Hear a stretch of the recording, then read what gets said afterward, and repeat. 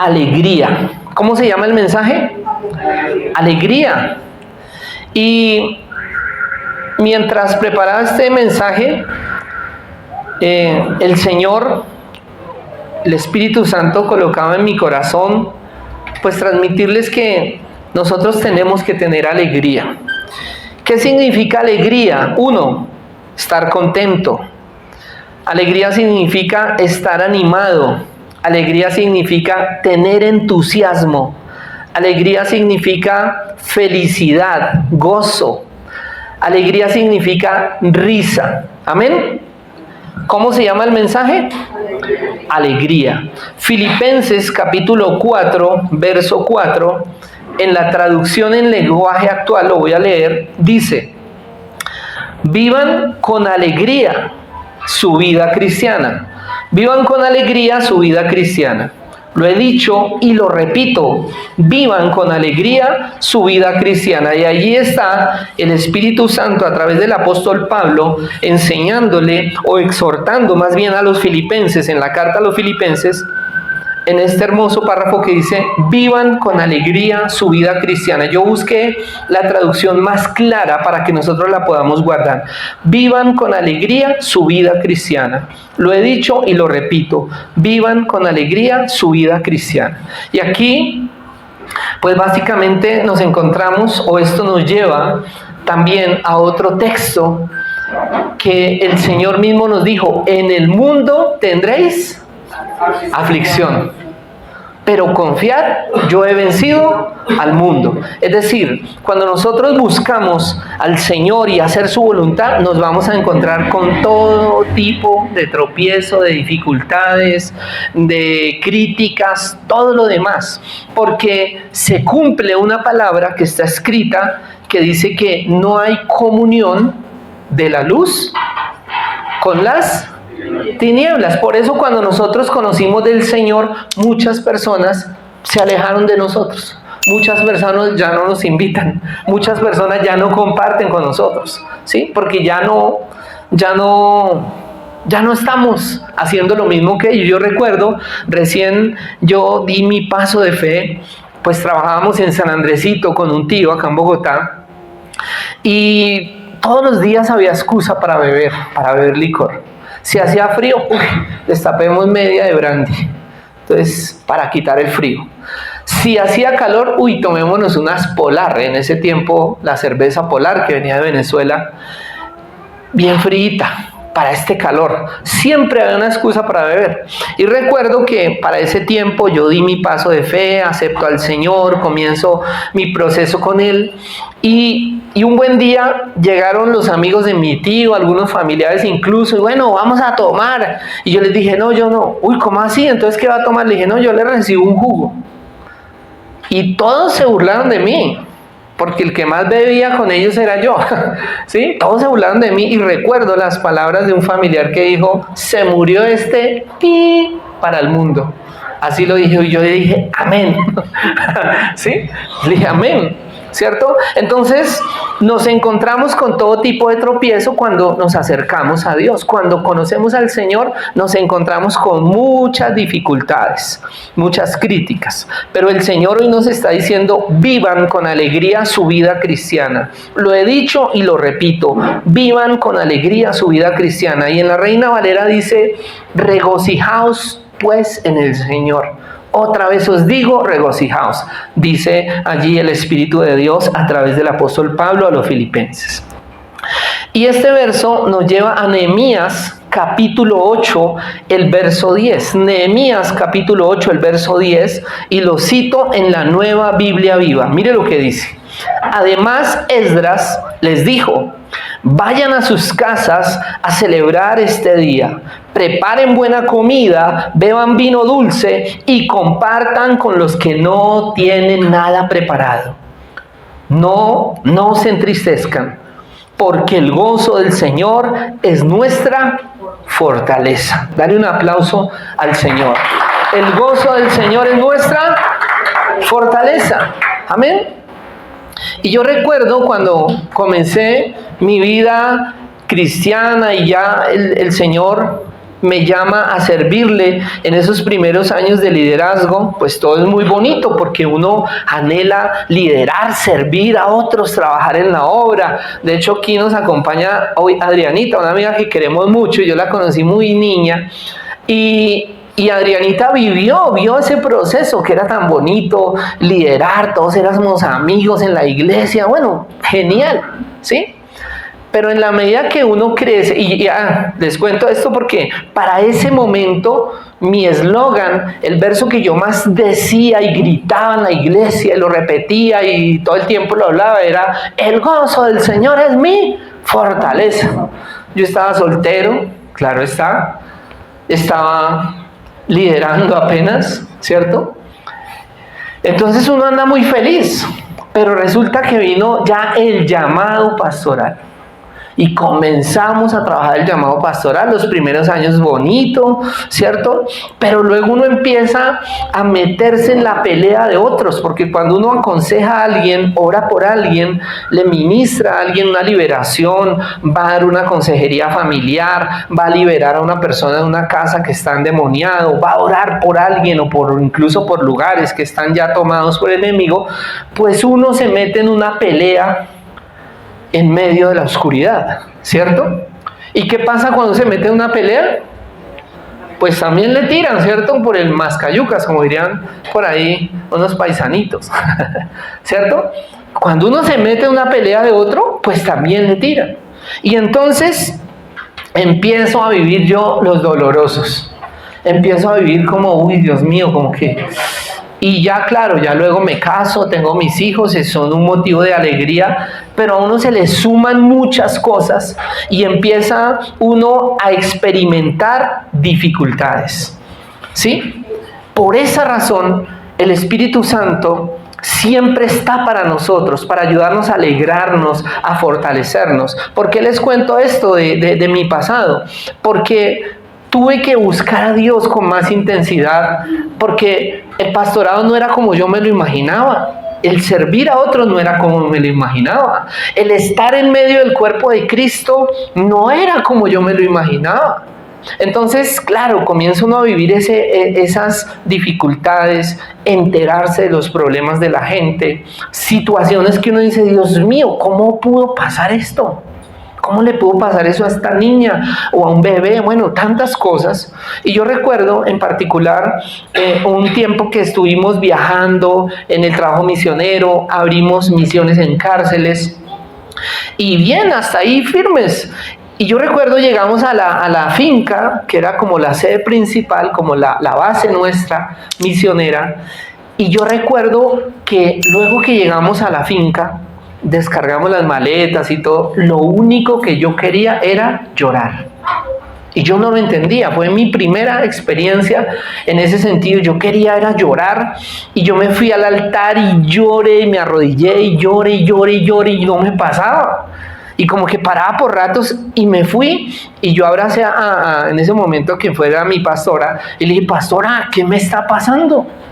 Tengo una tristeza, me la paso llorando desde que llegamos acá. Y ella me abrazó y me dijo: bienvenido al pastorado. Me dijo: ¿sabes qué es lo que te está pasando? Que venimos de trabajar, ministrar en muchos lugares, familias, habíamos ido todo el eje cafetero, habíamos ido a Cali, Manizales, estuvimos, bueno, en diferentes lugares. Yo había estado yendo a cárceles a empezar misiones allí. Y claro, uno se carga sin darse cuenta de toda la problemática que uno escucha, de todas las situaciones que uno escucha. Entonces ella me dijo: lo que estás es cargado por todo lo que tuvimos que hacer y ministrarle a la gente y horas de escuchar personas. Ve y descarga tu corazón en el altar. Ella me aconsejó, yo no lo sabía, nunca había experimentado esa carga tan fuerte y fui y descargué mi corazón. Amén. Ahora, este verso de Nehemías 8:10, aquí donde dice: porque el gozo del Señor es nuestra fortaleza, este hermoso verso está justo en medio de una asombrosa historia, de una gran historia, la reconstrucción de los muros de Jerusalén. Imagínense que yo no sabía, y Jerusalén fue destruida 12 veces.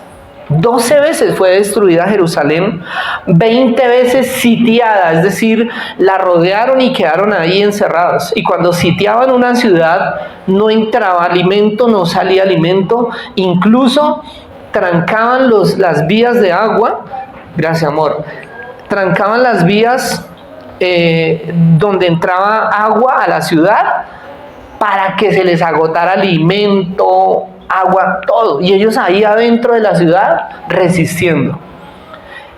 12 veces destruida Jerusalén, 20 veces sitiada y 50 veces capturada. Y cuando yo leía toda esta información acerca de la historia de Jerusalén, pues a uno le surge una pregunta, ¿cierto? ¿Por qué le sucedió esto a la capital de Israel? ¿Por qué? ¿Cómo así? ¿Por qué cada rato Israel? De hecho, todavía están en una pelea con sus vecinos, ¿cierto? La vida de los judíos se ha constituido en puras guerras, ¿ya? Y ellos están determinados, nunca más nos van a lastimar, o sea, no, si nos agreden vamos a responder. Eso es lo que dice el primer ministro de Israel, que ha estado con muchas confrontaciones, los medios lo atacan, etc. Y entonces uno se pregunta, ¿pero por qué motivo la capital de Israel ha sido atacada tantas veces? 12 veces destruida, 20 veces sitiada y 50 veces capturada.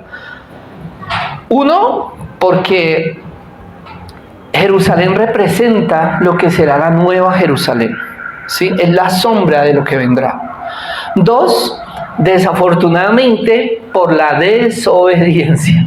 Cada vez que hacían un pacto con Dios, Israel faltaba al pacto, como nos pasa a nosotros. Nosotros somos un reflejo a veces de lo que pasa con Israel. Dios les había mostrado asombrosas cosas, pero Israel siempre tiraba para atrás, siempre. Y ese es básicamente el motivo central de por qué fue destruida tantas veces, sitiada y capturada. Porque siempre tenía una tendencia a alejarse de Dios. Y hoy analizamos esto. Nehemías está allí, termina la reconstrucción de los muros. Le hago un recuento rápido. Nehemías estaba en cautiverio en Babilonia. Y él servía como copero del rey, porque normalmente los reyes que sitiaban o capturaban una ciudad, ¿cierto? O destruían una ciudad, traían muchas veces a los reyes o a los altos dignatarios o a los gobernantes que estaban en esa nación que habían destruido para que sirvieran al rey que los había vencido. En síntesis es eso, ¿sí? Y Nehemías servía como copero del rey. Un día Nehemías se levanta, ora, había hablado con uno de sus hermanos en la fe y él le dice, mira, ya estamos a tiempo, este es como el tiempo de que se tiene que cumplir la palabra del Señor en cuanto al cautiverio de Jerusalén. Y entonces Nehemías ora, dice que está orando allí con tristeza y Dios le coloca en su corazón algo, a él, esa carga por su nación, por su ciudad. Y entonces Nehemías, que siempre servía el vino del rey, los coperos o todo servidor del rey tenía que servir con alegría. Y entonces Nehemías sirve el vino del rey. El copero normalmente tenía que probar el vino también y esperar un momento. Si el copero no se moría, entonces el rey tomaba del vino y eso mismo tenían que hacer los que servían la comida, ¿sí? De hecho, creo que el copero hacía ese trabajo también de probar los alimentos del rey, porque los asesinaban de esa manera. Y entonces el rey se da cuenta, nota como que Nehemías no está como bien, como que está triste, y le dice, Nehemías, ¿qué te pasa? Y Nehemías le dice, no, Señor, pues la verdad estoy triste porque la ciudad de mis padres está derribada, los muros, eso lo convirtieron en un muladar. Y el rey, que pues de alguna manera, yo creo que un rey o alguien que tiene a su servicio, alguien se encariña con esa persona, le dice, bueno, ¿y qué necesitas o qué? No, pues yo le he pedido a mi Dios que me permita ir y hacer algo por mi país, por mi nación, por Jerusalén. Y el rey le dice, ¿y qué necesitas? No, pues yo creo que Dios le había no solamente puesto la carga, sino que le había dado la idea de lo que iba a necesitar y le dice, bueno, yo necesitaría cartas de autorización para pasar, ¿cierto? Hasta allá. Por otro lado, necesitaría cartas de autorización al guarda del bosque para que nos dé madera para reestructurar las puertas y reparar las puertas de Jerusalén. Y necesitaría hombres también. Y el rey dice, listo, vaya pues. ¿Cuánto cree que se va a demorar? Si mal no recuerdo, eran 52 días. Y el rey le dice, vaya. O sea, Nehemías, Dios le entrega una misión y el rey prácticamente es el que gira el cheque para que hagan todo eso, en términos sencillos, ¿cierto? Logran la reconstrucción de Jerusalén, de los muros de Jerusalén. Ya habían construido el templo. Esdras, el sacerdote, se había encargado de trabajar en esto. Y viene Nehemías y organiza a sus hermanos que están allí, en medio de críticas, en medio de que sus vecinos les decían, ¿qué están haciendo? ¿Se van a rebelar? ¿Cómo así? En fin. Y este verso aparece justo después de que Nehemías y el sacerdote Esdras abren el libro de la ley. Ya habían reconstruido los muros y ahora traen el libro de la ley, es la palabra de Dios, y comienzan a leerla. Dice que duraron prácticamente toda una noche, hasta el mediodía, leyendo y escuchando la palabra de Dios, y todo el pueblo de Israel estaba llorando. Y entonces allí se levanta Esdras y dice, vayan a sus casas a celebrar este día, preparen buena comida, beban vino dulce y compartan con los que no tienen nada preparado. No se entristezcan, ya no lloren más, le estaba diciendo el sacerdote Esdras al pueblo de Israel, porque el gozo del Señor es nuestra fortaleza. Y aquí tengo que decir algo. Nosotros a veces criticamos fuertemente el tema de la migración. En el caso nuestro, pues nuestros hermanos venezolanos que han venido por montones huyendo de su país, y encima pues se cree, y creo que han hecho hasta estudios del tema, que el dictador que está allá sacó a los peores presos y dijo, vayan y hagan daño, ¿sí? Y nos llegaron de primeras acá.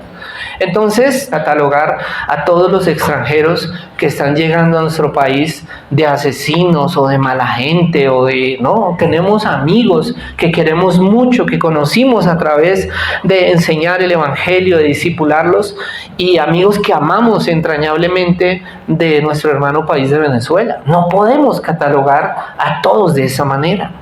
Y han habido muchos incidentes. Colombia es el único país dentro así de la región que no se ha levantado con furia para sacarlos, ¿sí? Como que hemos aguantado porque han pasado cosas horribles. En Ecuador empezaron a sacarlos, Perú, me parece que en Chile, ¿sí? Entonces no podemos nosotros generalizar. Ahora, ustedes dirán, ¿qué tiene que ver esto con la migración?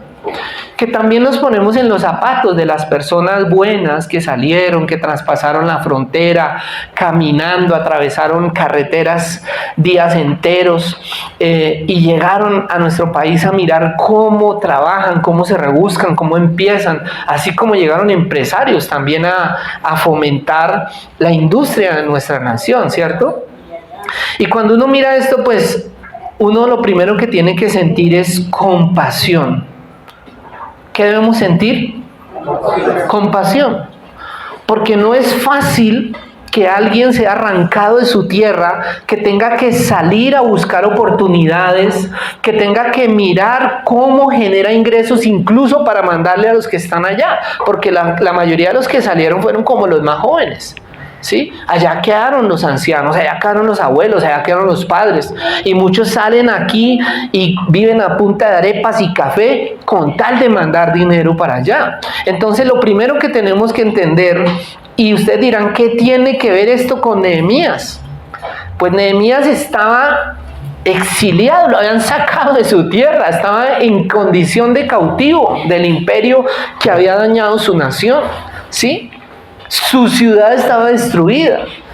Y yo le pregunto, imagínense o pongámonos o hagamos el ejercicio, ¿qué sentiríamos nosotros si nos tocara dejar Bogotá Colombia, sacar por ahí algunas cosas, una maleta y emprender camino, no sé, pongámosle a Chile. Lejos, ¿no? Chile. Pero bueno, digamos a Ecuador, ¿cierto? ¿Se imaginan? Presten atención. ¿Se imaginan irnos a Ecuador con nuestra maleta y los niños? O sea, tal vez ahí aprenderíamos la compasión. ¿A dónde voy? No tendríamos que experimentar eso para entender una persona que a veces anda como a la cara triste y a veces hasta lo asombran porque están felices por la calle trabajando, sobre todo los que tienen que salir a buscar oportunidades porque no les dan empleo. Pero esa era la condición, mis amados hermanos, más cercana dentro de este presente que vemos de nuestros hermanos que estaban lejos de su nación, cautivos incluso en otra nación. Calculen cómo se sentían. Y el Espíritu Santo, o el Espíritu de Dios está allí diciéndoles a través del sacerdote Esdras: no se entristezcan porque el gozo del Señor es nuestra fortaleza. Estaban tratando de reedificar su ciudad sin saber si al reedificarla, a lo mejor en unos años más tarde venían y otra vez la devastaban, que fue lo que le pasó a Jerusalén muchas veces. Entonces, si este pueblo que estaba trabajando allí para edificar los muros, lo que lo sostenía era ese gozo del Señor, ¿cuánto más a nosotros, hermanos? Ahí quería llegar. ¿Cuánto más a nosotros? ¿Cuántos se levantaron hoy y se bañaron? Gloria a Dios por los 3 que se bañaron. ¿Y los demás? Todos nosotros, ¿cierto? Nos levantamos, nos bañamos, o sea, nos tomamos un café calientico, un café colombiano como este, ¿cierto? Ahí les antoja a los que nos están viendo por YouTube, ¿cierto? Dormimos una noche deliciosa, ¿cierto? Pasamos necesidades, pero estamos bien, Dios está con nosotros. Entonces, ¿cuánto más nosotros tenemos que gozarnos? Y este verso de Nehemías nos lleva rápidamente a reflexionar en otra palabra que está en Habacuc. Habacuc capítulo 3, verso 17 y 18. Habacuc capítulo 3, verso 17 y 18. Lo voy a leer en la Nueva Traducción Viviente. Dice así: aunque las higueras no florezcan y no haya uvas en las vides, aunque se pierda la cosecha de oliva y los campos queden vacíos y no den fruto, aunque los rebaños mueran en los campos y en los establos estén vacíos, aún así me alegraré en el Señor, me gozaré en el Dios de mi salvación. Y cuando yo leía esto, pues tuve que ir atrás. ¿Qué decía en el capítulo 1, en el capítulo 2 de Habacuc? Y Habacuc está diciendo esto prácticamente dentro de un discurso, llamémoslo, en la palabra, que quedó registrado de por qué Dios los había castigado, por qué Dios les había dado tan duro, por qué Dios los había reprendido por su desobediencia. Y Habacuc, que me encantan las oraciones que hace Habacuc, Habacuc es uno que dice: Señor, aviva la obra en medio de los tiempos, como orábamos hoy en la intercesión, ¿sí? Y Habacuc está allí diciendo: aunque las higueras no florezcan. Calcule usted cómo quedaba una ciudad luego de que la invadían. Porque ellos venían, invadían y dañaban todo, dañaban el campo, dañaban todo, trancaban el agua, etc. ¿Cómo quedaba una ciudad? Y a eso se está refiriendo el profeta Habacuc, diciendo: aunque las higueras no florezcan y no haya uvas en las vides, aunque se pierda la cosecha de oliva y los campos queden vacíos y no den fruto, aunque los rebaños mueran en los campos y los establos estén vacíos, aún así me alegraré en el Señor, me gozaré en el Dios de mi salvación. Daré un aplauso al Señor. Y nosotros muchas veces hemos pasado momentos que no entendemos, momentos de vivir una batalla jurídica, momentos de perder cosas que nos costaron dinero, momentos de sentir que el enemigo nos está usurpando lo que Dios nos entregó. ¿Le ha pasado? ¿O solo a mí? Y saben, eso genera un sentimiento. ¿Quién me dice? Aló, buenos días. ¿Quién me dice? Sí, pero hay uno más fuerte. Incertidumbre. No hay nada más feo que tener incertidumbre. ¿Qué hago? ¿Me quedo o me voy? ¿Sí? ¿No les ha pasado?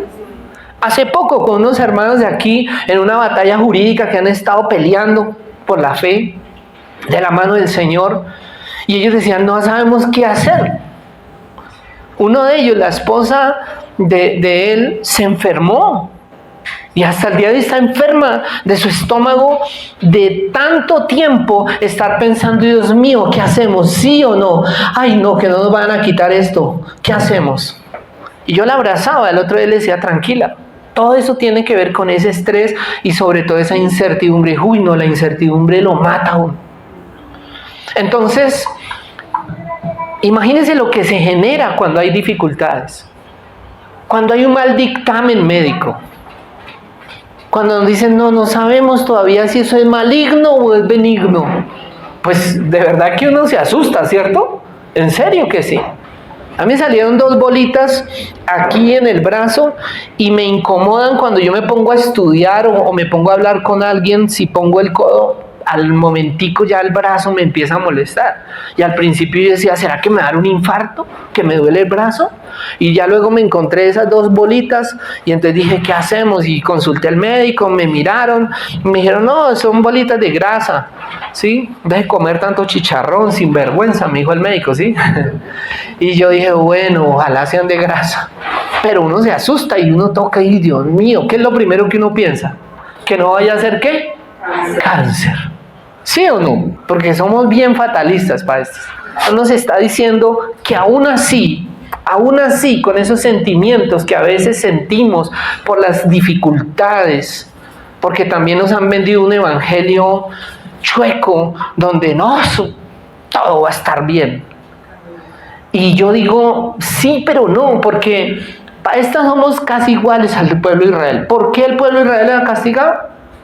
Por lo mismo, porque estaban ahí, se emocionaban con el Señor y ya después arrancaban camino y ya el Señor se iba quedando atrás y, ay, Señor, hágase por allá, como pasa en la actualidad. Como pasa en la actualidad con la gente. Si no, las iglesias estarían llenas. Y entonces, pues, vienen las dificultades. O por decisiones que tomamos mal, o por decisiones que no tomamos. Pero nosotros mismos a veces nos generamos muchos problemas.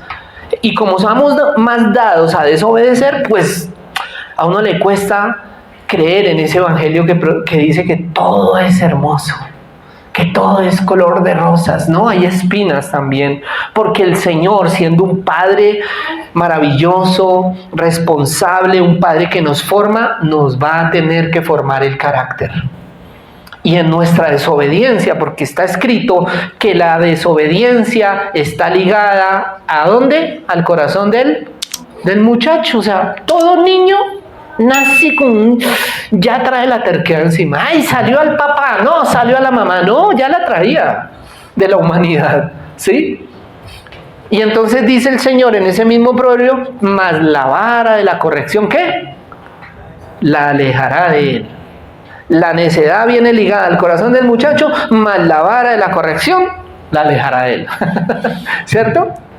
Alguien posteaba por ahí una chancleta volando, así resplandeciente, y decía, no será la estrella de Belén, pero nos mostró el camino.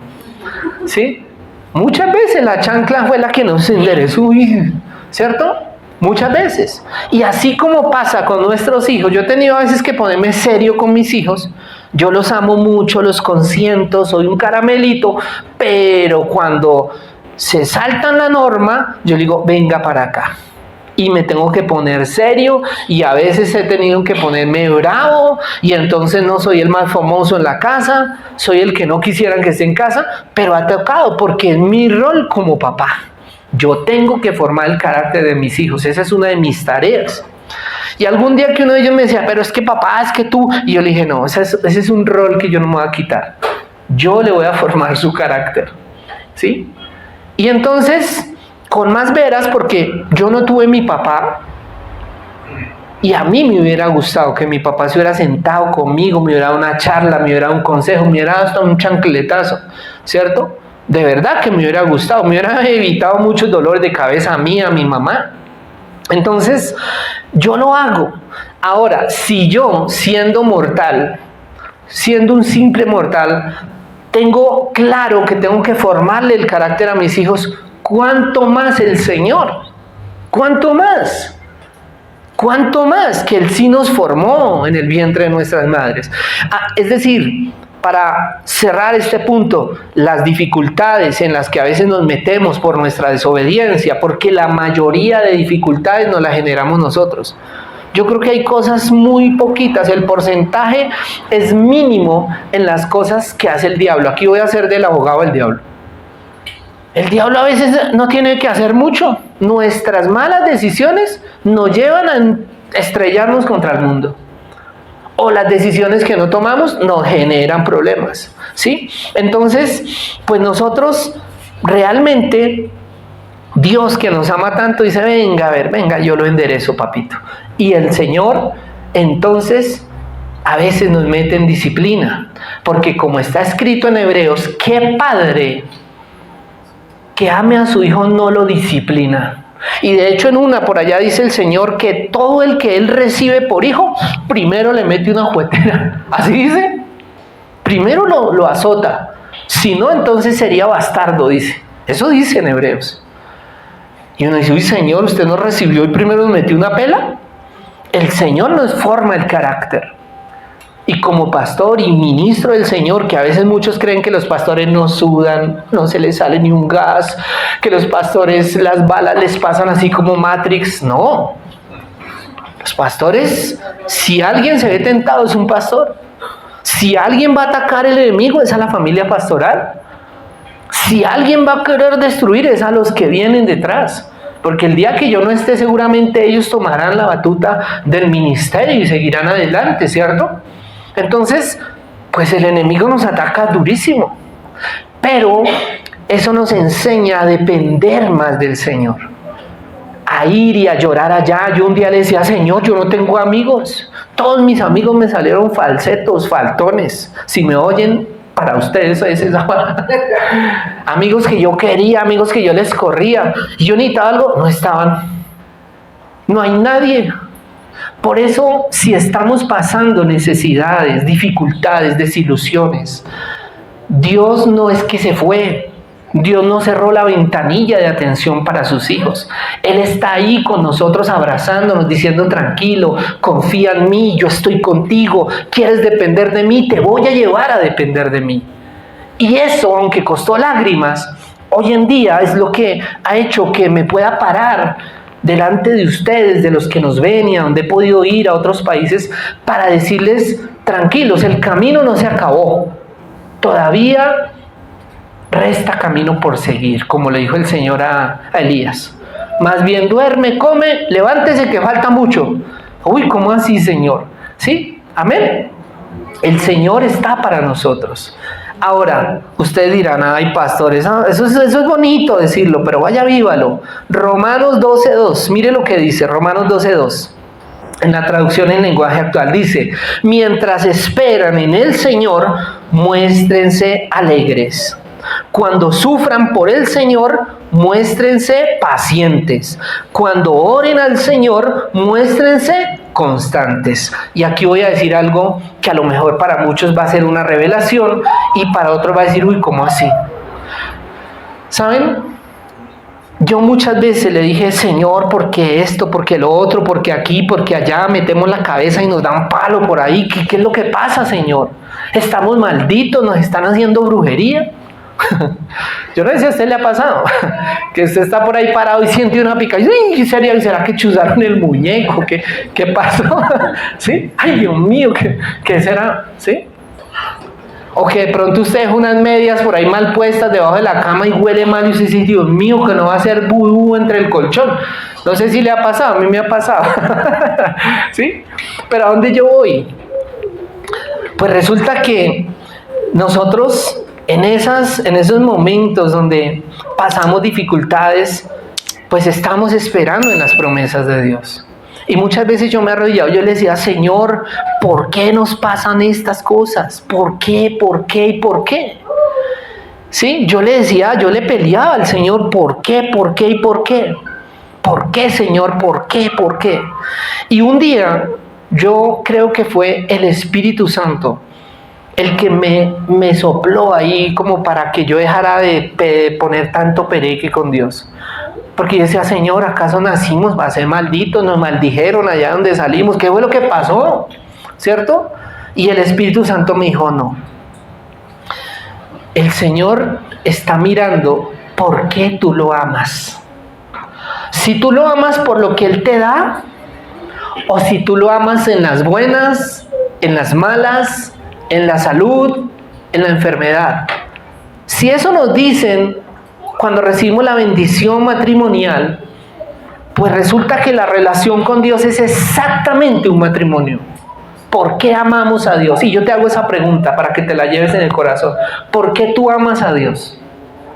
Y como le dijo un día el Señor a Mónica, llore, llore, llore, y se le colgaba el Señor y gritaba y hacía así, Señor, entrégame a segundo. Así fue. Y el Señor le dijo, bueno, ya, no más. Te voy a entregar ese príncipe hermoso. Pero le dijo, pero sin él me amarás. Y si no te lo entregara, ¿me amarías sin él? No, Mónica no me deja mentir, ¿cierto que no? Así fue, miren, ¿sí ven? Así fue, con berrinches y todo. Pues resulta que es lo mismo. ¿Me amarás con las bendiciones? Amén, sí, Señor. ¿Me amarás sin ellas? ¿Me amarás sin ellas? Porque nosotros al final somos peregrinos acá. No nos podemos aferrar a nada, apegarnos a nada. De verdad. Y el día que el Señor venga en un abrir y cerrar de ojos, ahí se quedó todo lo que teníamos y amábamos y por lo que luchábamos tanto. Entonces se hace importante entender que mientras esperamos al Señor, dice acá, muéstrense alegres, subraya alegres. Cuando sufran por el Señor, muéstrense pacientes. Cuando oren al Señor, muéstrense constantes. Y aquí les cuento esas cosas que a veces yo suelto la lengua. Yo muchas veces sufriendo por el Señor cuando dice, oiga, pero la gente no se congrega. Que si vamos allá, no, que no puede. Que van a circuncidar al perro, entonces que... Dios mío, pero ¿qué está pasando? ¿Sí? ¿Qué evangelio queremos entonces? Yo muchas veces, mi Señor, cárgatelos. Más de uno, razón, pasó. No. ¿Sí? Más de uno así. No. Pero aprendí del Señor, sé paciente. ¿Cuántas veces yo te esperé? ¿Cuántas oportunidades te di? ¿Cuántas veces te esperé? ¿Cuántas personas puse en tu camino para que estés donde estés? Yo decía, amén. Entonces ahora oro por los que le decía, cárgatelo, Señor. Ahora oro por ustedes, hermanos. Ahora oro y digo, Señor, guárdalos, ayúdalos, Señor, que conozcan de ti, que te amen, Señor. ¿Sí? Mientras esperan al Señor, muéstrense alegres. Cuando sufran por el Señor, muéstrense pacientes. Y cuando oren al Señor, muéstrense constantes. Si algo tenemos que hacer para alegrarnos en el Señor es orar, correr a su presencia, buscarlo. Señor, no sé qué hacer. Dime qué hago, Señor. Y si hoy en día aplicaciones como el Waze dice recalculando cada vez que usted toma la ruta equivocada, y a lo mejor saquen uno más adelante que diga, idiota, por ahí no era, pero por ahora dice recalculando, ¿cierto? Cuanto más el Señor nos hace recalcular la ruta, porque a veces uno se mete por donde no es. Y Dios, que por ahí no es, y uno dele, no, por aquí es. Entonces, el Señor quiere que nos mostremos constantes. El Señor quiere que le digamos, Señor, guíame aquí, no sé para dónde coger. Tengo 4 caminos por donde agarro, Señor. Ayúdame, Dios mío. Eso es lo que tenemos que hacer. No comenzar a renegar, a dudar de que Dios no existe, de que no nos escucha, de que mire todo el sufrimiento que tenemos. No. Eso no es. Alegres, pacientes, constantes. Amén. Proverbios 17:22 dice en la traducción en lenguaje actual: no hay mejor medicina que tener pensamientos alegres. Cuando se pierde el ánimo, todo el cuerpo se enferma. Ustedes sabían que cuando nosotros dejamos que la amargura nos llene, nos enfermamos por lo general y particularmente de los riñones. En la cultura judía, las entrañas prácticamente dibujan los riñones. Y obviamente todo el sistema o el aparato digestivo. La mayoría de enfermedades que nos salen en los riñones o en el aparato digestivo tiene que ver con amarguras, tiene que ver con desilusiones. Cuando yo les conté que viví esa etapa de mi vida, automáticamente me enfermé, que recuerdo que Fabián me visitó en la Clínica Colombia, de los riñones. Se me desprendieron unos cálculos en los riñones. Gastritis, colon irritado, todo eso tiene que ver con estrés o con amarguras o con cosas que uno no ha perdonado o con cosas que uno no se ha perdonado, porque a veces los más duros contra nosotros somos nosotros mismos. Entonces dice que no hay mejor medicina que tener pensamientos alegres. ¿Pensamientos qué? Alegres.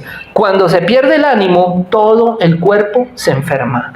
Y aquí les dejo un consejo. Perder el ánimo igual enfermedad.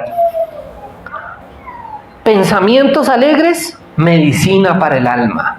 Amén. Y para el cuerpo. Y viene una pregunta: ¿cómo puedo cultivar la alegría en mi corazón? Y resulta que hay 3 consejos aquí. Escúchelos, por favor, tome nota. Si se perdió lo demás del mensaje, tome nota de esto. ¿Cómo puedo cultivar la alegría en mi corazón? ¿Cómo puedo cultivar el gozo del Señor en mi corazón? Primero, siendo agradecido. ¿Siendo qué? Agradecido. ¿Siendo qué? Agradecido. Somos unos desagradecidos. Mire el que está a su lado y dígale desagradecido. No, mentiras. Pero nosotros somos muy desagradecidos, hermanos. Por todo nos quejamos. Queríamos que lloviera. Ay, no para llover. ¿Y entonces qué quiere? ¿Cierto? Cómprese un paraguas. O sea, nosotros necesitamos ser más agradecidos. Comience por darle gracias a Dios cuando usted se despierta. Uy, Señor, amanecí vivo. Ayer que íbamos a comprar algo con los niños, había un señor tapado con una sábana en la calle. Iba a entrar a su casa, le dio un infarto y ahí quedó, muerto. Una persona del sector, ¿sí? Y yo digo, ¿esa persona alcanzaría a agradecer? ¿Alcanzaría a darle un beso a su familia? ¿Estaría bien con su familia? ¿Estaría bien con Dios? ¿Estaría bien consigo mismo? O a lo mejor no. Tal vez sí, tal vez no, no lo sabemos. Pero la reflexión que les dejo hoy es: seamos agradecidos. Si no somos agradecidos, nos vamos a volver unas personas con avaricia en el corazón. Y la avaricia es: quiero más, quiero esto, ahora quiero esto, ahora quiero esto otro, ahora quiero esto. Y tenemos una colección de un pocotón de cosas que ya ni usamos, ni disfrutamos, porque queremos ahora la nueva versión. Queremos más, queremos más, queremos más, queremos más, y se nos olvidó agradecer. Y a veces Dios nos va a mover la butaca o el pupitre para que volvamos a valorar esas pequeñas cosas que no valorábamos, como la salud. ¿Cierto que uno valora caminar cuando le da una picabra? Y ve, ¿qué me pasó? ¿Cierto? ¿No le ha pasado solo a mí? Yo quedé un día torcido en la ducha. ¡Amor! Y ella fue y me enderezó allá de un chanclet. No, ella fue y me ayudó. Me ayudó, Mónica me hace. Ella me ayudó. Y yo no sabía que uno tenía una tal ciática. Y ya la he experimentado 2 veces. Y quedé torcido literalmente. ¡Ay! ¿Sí? Y yo soy jovencito, imagínense. No se rían, usted va para allá. Entonces, tenemos que agradecer. ¿Cómo puedo cultivar la alegría en mi corazón? Primero, ¿qué? Ser agradecido. Eso genera en mí fe. El ser agradecido genera fe, genera comunión e intimidad con Dios. ¿Sabían eso? Usted quiere generar intimidad y comunión con Dios, vuélvase agradecido. Y cuando esté sentado allá haciendo popó, dígale, gracias Señor, tengo papel higiénico, pude hacer popó. Me voy por esos extremos para que podamos entender que a veces todo lo damos por hecho.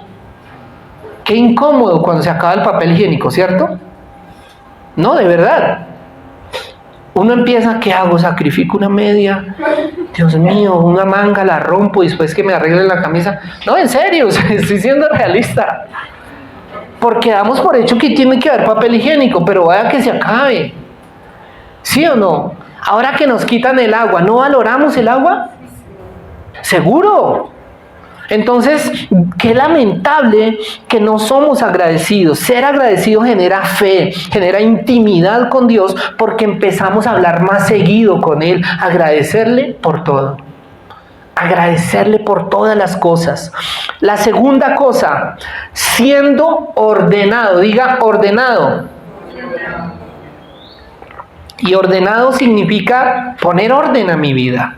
Recuerde que la Biblia dice que Dios es un Dios de orden. En el desorden pulula el caos. ¿Usted ha tenido algún desorden? Busque las llaves. ¿Dónde están las llaves? Dios mío. Y las llaves estaban en la cama del perro. O sea, el desorden genera caos. Y en el caos reina Satanás. Porque cuando hay caos hay problemas. Pero yo las dejé aquí. ¿Y dónde las cogieron? Se quedó y se armó una pelotera. El desorden genera caos. Y en el caos esa es materia prima del enemigo. Entonces, siendo agradecido, genero que haya alegría en mi corazón. Siendo ordenado, mire lo que produce el ser ordenado. Me genera obediencia. Porque el orden está alineado con la voluntad de Dios. Recuerde que cuando Dios creó la tierra, ¿cómo la encontró? Desordenada y vacía. Y dice que la puso en orden. Ahora, tranquilo que estoy cerrando.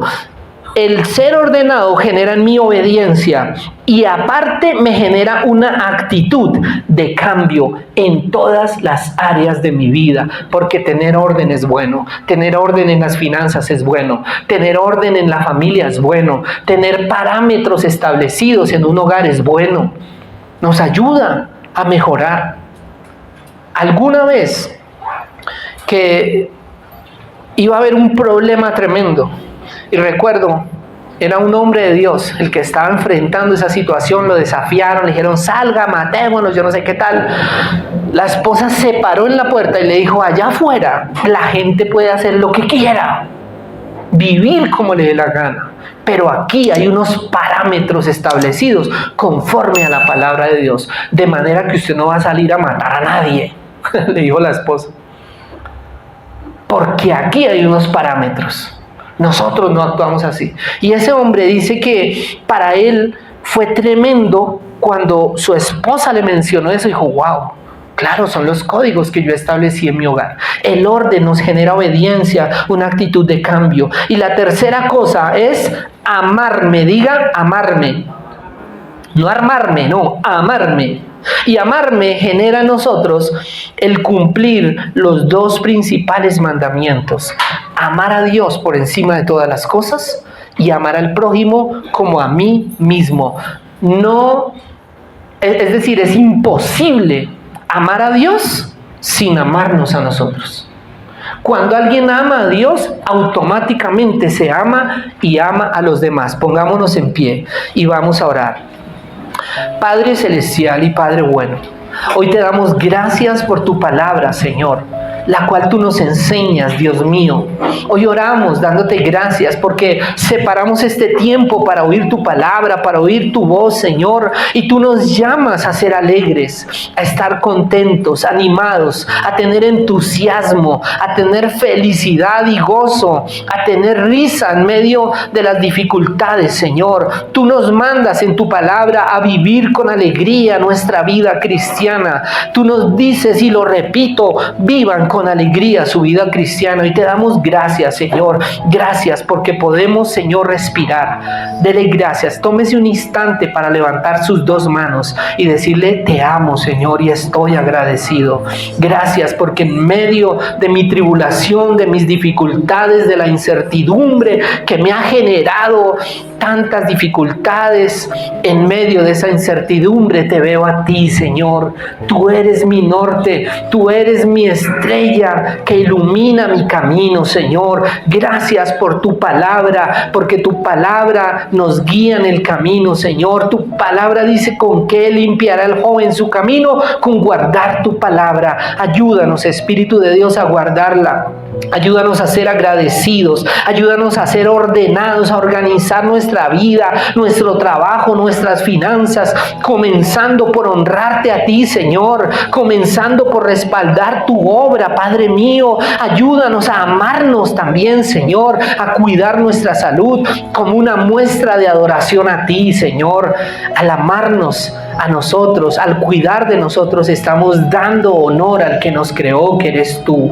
Te amamos, Señor, y te bendecimos. Yo oro, Señor, trae paz, trae gozo, trae alegría a aquellos que están pasando una pérdida familiar, que están pasando una dificultad financiera, que están enfrentando acechanzas del maligno. Trae alegría, Señor, y bajo la bendición y la autoridad que tú me has puesto, yo bendigo tu pueblo en el nombre del Padre, del Hijo y del Espíritu Santo, dándote gracias a ti, porque tú pondrás en nosotros el querer como el hacer. Amén y amén. Dale un aplauso fuerte al Señor. Yo me despido de los que nos ven en YouTube. Los amamos. Suscríbete a nuestro canal y apoya esta obra también. Los amamos. Bendiciones.